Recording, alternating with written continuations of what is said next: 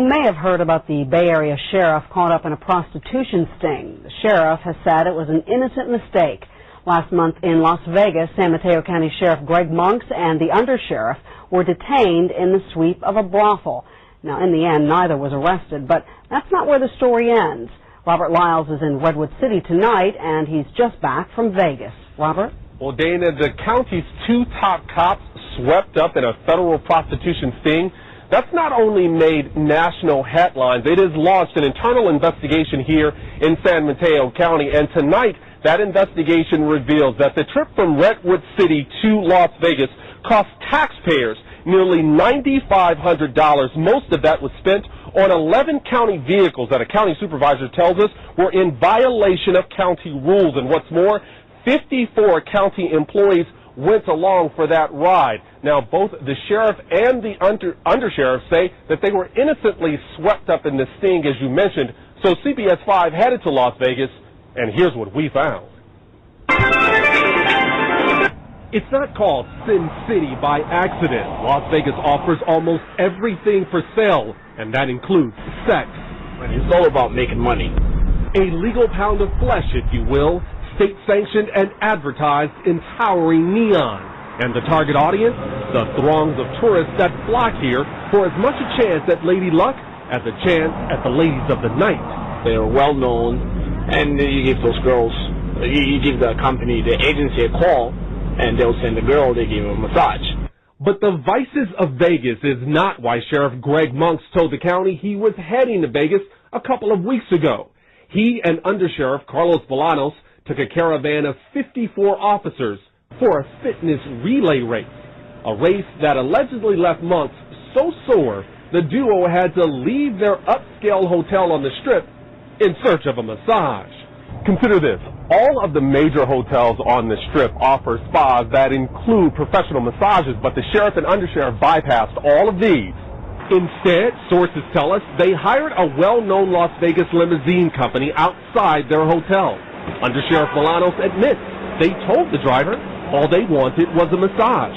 But that admission does not help to explain why an experienced Vegas driver would travel some 3 miles from the Strip, whizzing both past not one, but at least a dozen 24-hour state-licensed massage parlors, and ended up here in, of all places, a home in this working-class neighborhood of Las Vegas. But what they didn't know is that the FBI and Las Vegas Metro Police were waiting. Monks and Bolanos were detained by police and grilled by FBI agents as part of a huge sting dubbed Operation Dollhouse.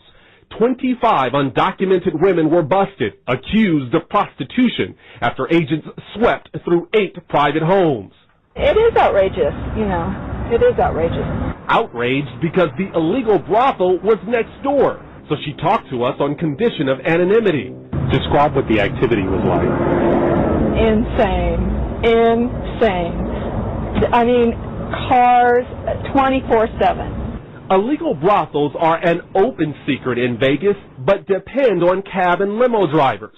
So brothel operators advertise to them and even pay drivers kickbacks. You take someone for a massage, you get paid how much? Anywhere from $50, from $40 to up to $100. And who pays you that? The places, the massage parlors. He's choosing his words carefully, but says Vegas visitors don't have to. What would they have had to ask to be taken there? They want to get laid, happy ending, something like that. But get this, a huge sting like Dollhouse is commonly a feather in the hat of local police. Yet after several days in Vegas, Metro Police refused to answer any of our questions. They even set up an interview time, then left us waiting. And while 25 women were arrested, none of the men were put behind bars, or for that matter, even photographed. They were merely detained like the sheriff and undersheriff, both of whom still refuse to answer any of our questions. A lot of this has kind of happened under the radar. No one was aware that the trips were occurring. San Mateo County Supervisor Jerry Hill has been tracking the nearly 10,000 taxpayer dollars spent. But it was not a county-sanctioned race. Correct. It was not a race that benefited any charity that the county supports. That's true. So how then did the sheriff justify the use of that money? Well, that's justification hasn't come.